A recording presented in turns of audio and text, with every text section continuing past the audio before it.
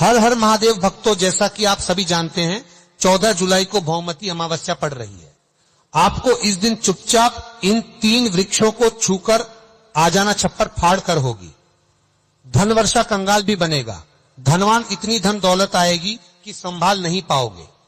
जन्मों जन्मांतर की गरीबी तत्काल हो जाएगी। दूर अगर विश्वास नहीं तो 14 जुलाई 2026 भौमती अमावस्या के दिन प्रैक्टिकल करके देख लेना। जी हां भक्तों, आज के इस वीडियो में हम जिन चमत्कारी देव वृक्षों के बारे में बात करने वाले हैं, उन देव वृक्षों में भौमती अमावस्या के दिन स्वयं भोलेनाथ जी का वास होता है और ये वृक्ष आपके घर के आसपास ही बड़ी आसानी से मिल जाएंगे।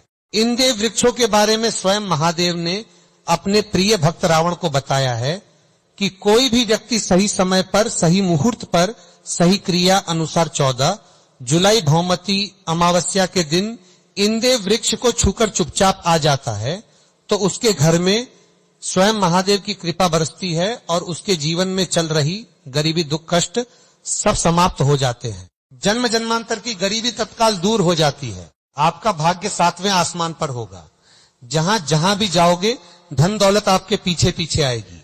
तो फिर आपसे एक छोटा सा अनुरोध है कि वीडियो को पूरा देखें, तभी लाभ की प्राप्ति हो सकती है।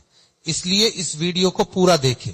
यदि आज आपने वीडियो को बीच बीच में देखा, काट काट कर देखा, तो जीवन में आपको कभी भी सफलता हासिल नहीं होगी और आप पूरे साल परेशान ही रहोगे।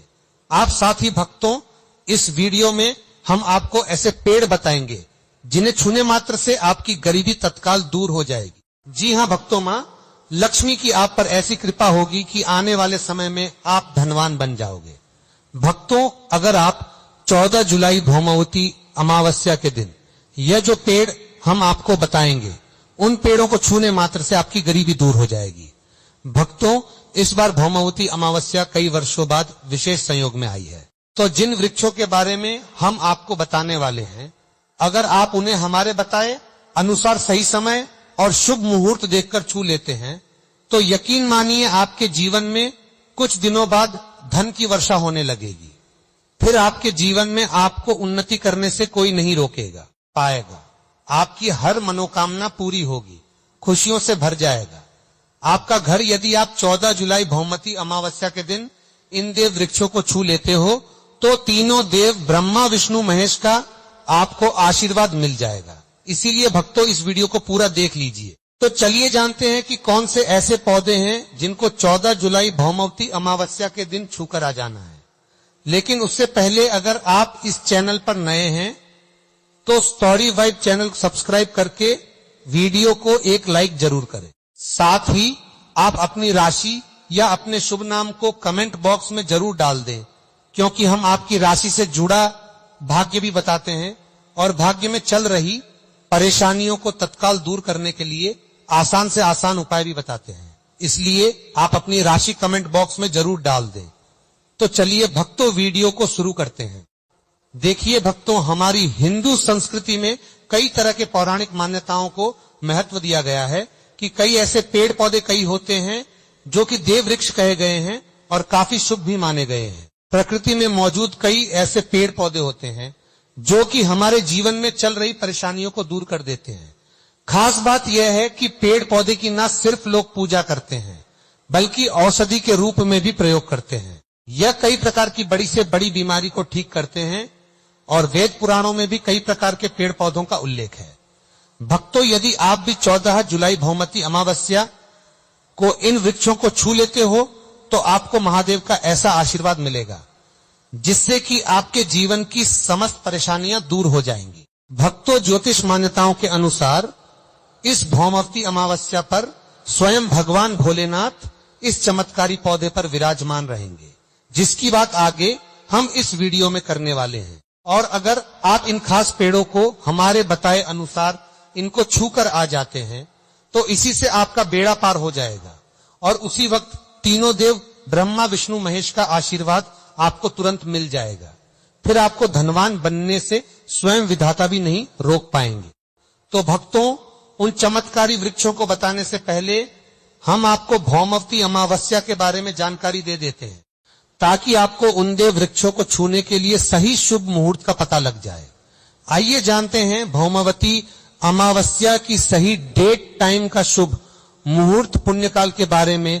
पंचांग के अनुसार आषाढ़ मास की कृष्ण पक्ष की अमावस्या तिथि 13 जुलाई को शाम 6:49 से शुरू होगी और इस तिथि का समापन 14 जुलाई को दोपहर 3:12 पर होगा। इसीलिए उदया तिथि के अनुसार इस बार 14 जुलाई मंगलवार के दिन आषाढ़ भौमवती अमावस्या तिथि मनाई जाएगी।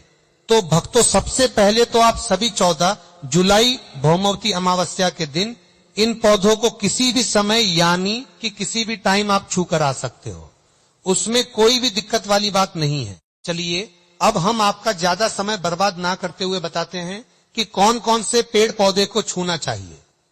भक्तों, हमारे हिंदू धर्म में देवी माता रानी के अनेक स्वरूप कहे गए हैं, जिसमें वृक्षों को भीमा देवी के स्वरूप कहा जाता है। तो आज हम आप लोगों को ऐसे वृक्ष के बारे में बताएंगे जिनको 14 जुलाई भौमवती अमावस्या के दिन छूना बेहद शुभकारी बताया गया है। भौमवती अमावस्या में इनको छूने मात्र से शत्रु दोष, कर्ज दोष, गरीबी दोष सब समाप्त होते हैं। भौमवती अमावस्या का दिन भगवान भोलेनाथ को प्रसन्न करने के लिए सबसे उपयुक्त दिन माना जाता है। और भौमवती अमावस्या के पावन पर्व में कुछ ऐसे वृक्ष हैं जो कि देव वृक्ष कहे गए हैं, देवी वृक्ष कहे गए हैं। यह देवी के स्वरूप होते हैं, माता काली के स्वरूप होते हैं। और हमारे धर्म में पेड़ पौधे को देवी देवता मान करके हम इनकी पूजा करते हैं और हमें पूजा भी जरूर करनी चाहिए। विज्ञान भी कहता है पेड़ पौधे मनुष्यों को फ्री में प्राण वायु प्रदान करते हैं और पेड़ पौधे हमें ऑक्सीजन देते हैं और हमारे जो कार्बन डाइऑक्साइड होता है उसे ग्रहण करके सभी प्रकार की जितनी भी नकारात्मक चीजें होती हैं उसे अपने अंदर में स्वयं सोख लेता है और हमें ताजगी प्रदान करता है। और भौमवती अमावस्या के समय में कुछ ऐसे पेड़ पौधे हमारे धर्म शास्त्र में कहे गए हैं जिनको छूने मात्र से व्यक्ति के बंद किस्मत के ताले खुल जाते हैं, व्यक्ति का सौभाग्य चमक जाता है। हमारे शास्त्रों में पेड़ पौधों को बहुत ही गुणकारी कहा जाता है क्योंकि इनमें साक्षात देवताओं का वास होता है। अनेक बीमारियों का उपचार पेड़ पौधों में ही छुपा है। पेड़ पौधों में कई जड़ी बूटियां पाई जाती हैं और भगवान श्री कृष्ण ने गीता में स्वयं कहा है कि वृक्षों में मैं पीपल का वृक्ष हूं। पीपल के वृक्ष को वृक्षों का राजा कहा जाता है क्योंकि पीपल वृक्ष की जो आयु होती है सबसे ज्यादा होती है, सबसे अत्यधिक होती है। पीपल वृक्ष सर्वशक्तिमान होता है। पूजा पाठ में अत्यधिक इसका महत्व होता है। तो चलिए आज हम आप लोगों को 14 जुलाई भौमवती अमावस्या में छुए जाने वाले वृक्ष के बारे में बताएंगे। तो कमेंट में हर हर महादेव अवश्य लिख दीजिए क्योंकि जब भगवान भोलेनाथ का नाम लिखा या बोला जाता है तो भगवान भोलेनाथ उस व्यक्ति से बहुत ही जल्दी प्रसन्न हो जाते हैं। भक्तों, हमारे धर्म शास्त्र में अनेक ऐसे वृक्ष हैं जिन्हें कल्याणकारी और मंगलकारी माना गया है। यह वृक्ष केवल पर्यावरण के लिए नहीं बल्कि हमारे जीवन के लिए भी बेहद महत्वपूर्ण होते हैं। खासकर अगर आप इन वृक्षों को छूते हैं तो आपकी सारी परेशानियां, कष्ट, दुख और तकलीफें खत्म हो जाती हैं। भौमवती अमावस्या के दिन जो कि 14 जुलाई को है, इन वृक्षों का असर कई गुना बढ़ जाता है। इस दिन शक्ति धरती लोक में आ जाती है और इस दिन हर वस्तु में प्राण और चेतना का संचार होता है। जब यह शक्ति पूरे ब्रह्मांड में फैली होती है तो जितने भी पेड़ पौधे, जीव जंतु और चल अचल वस्तुएं हैं, सब में शक्ति जागृत हो जाती है। इस विशेष समय में अगर आप देवी स्वरूप कहे गए पेड़ पौधों को जाकर छू लेते हैं तो आपके जीवन के सारे दुख, कष्ट, रोग और परेशानियां समाप्त हो जाती है। खासकर काल, सर्प दोष, मंगल दोष, शनि दोष और राहु दोष जैसी समस्याएं तत्काल अपना असर छोड़ देती है और पूरी तरह समाज समाप्त हो जाती है। भक्तों, आज हम आपको 4 से 5 देव वृक्षों के बारे में बताने वाले हैं जिन्हें हमारे धर्म शास्त्र में बहुत महत्वपूर्ण माना गया है। ये चारों वृक्ष आपके जीवन में सुख, समृद्धि और खुशहाली लाने के लिए बेहद प्रभावशाली होते हैं। इसलिए इस वीडियो को ध्यान से देखना क्योंकि अगर आपने इसे बीच में काट कर देखा तो बाद में आपको पछताना पड़ सकता है। 14 जुलाई भौमवती अमावस्या का पर्व ऐसा है जब आपको लंबी लंबी पूजा पाठ करने की जरूरत नहीं होती है। बस अगर आप इन विशेष वृक्षों को भौमवती अमावस्या के दिन सही तरीके से छू लेते हैं और का आशीर्वाद लेते हैं तो गरीबी खत्म हो सकती है। यह वृक्ष इतने शक्तिशाली होते हैं कि आप अपनी आंखों से इनका असर देख सकते हैं। और खास बात यह है कि यह सारे देव वृक्ष आपके आसपास आसानी से मिल सकते हैं, तो आप इन्हें अपने घर के पास से ही ढूंढ सकते हैं। अब वीडियो में आगे बढ़ने से पहले अगर आपने अभी तक कमेंट बॉक्स में हर हर महादेव नहीं लिखा है तो कृपया हर हर महादेव जरूर लिखें और वीडियो को लाइक भी अवश्य ही करें। तो भक्तों, अब हम बात करते हैं कि कौन से वे 3 वृक्ष हैं जिन्हें हमें भौमती अमावस्या के दिन छूकर आना चाहिए। यह वृक्ष न सिर्फ आपके जीवन को खुशहाल बनाते हैं बल्कि आपकी गरीबी और दुख दर्द को भी समाप्त कर दिया देते हैं।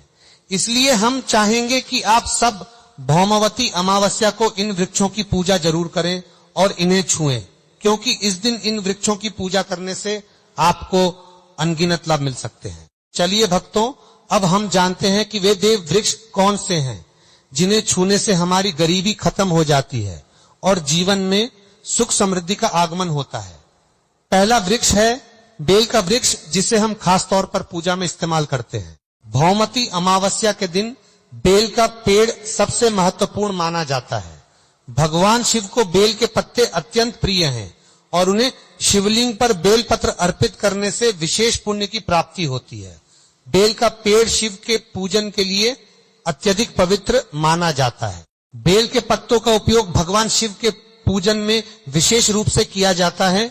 बेल का वृक्ष माता पार्वती के पसीने से उत्पन्न हुआ और स्कंद पुराण के अनुसार यह वृक्ष देवी स्वरूप माना गया है, यानी यह नवदुर्गा के स्वरूप है। स्कंद पुराण की कथा में कहा गया है कि बेल वृक्ष की जड़ में गिरजा, तनों में माहेश्वरी, शाखाओं में दक्षिणाय नमों में माता पार्वती, फलों में कात्यायनी, फूलों में गौरी, और इस वृक्ष के संपूर्ण शरीर में मां लक्ष्मी जी का वास होता है। माता पार्वती के पसीने से उत्पन्न होने के कारण यह पेड़ कई देवी देवताओं का स्वरूप माना जाता है।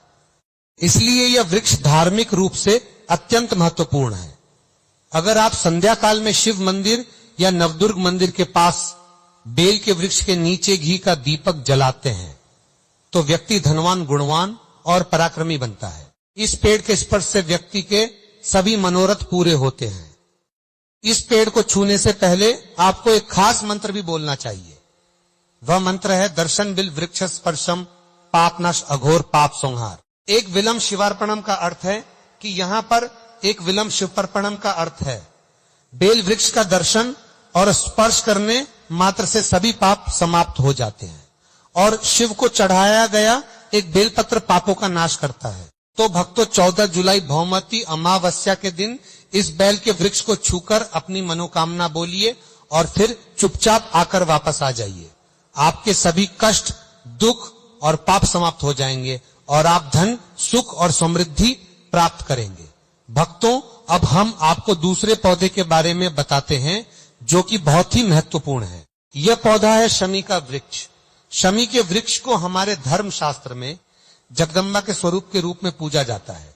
यह स्वयं मां जगदम्बा का स्वरूप है और इस पर मां जगदम्बा साक्षात विराजमान रहती है। अगर आप 14 जुलाई भौमवती अमावस्या के दिन संध्या काल में शमी के वृक्ष के नीचे धूप और दीपक जलाते हैं तो आपकी सारी परेशानियां और कष्ट दूर हो जाते हैं। इसके अलावा शमी की जड़ में सिंदूर डालने से व्यक्ति को अच्छे स्वास्थ्य की प्राप्ति होती है। जो लोग लंबे समय से बीमार हैं उनके लिए यह एक बहुत अच्छा उपाय है।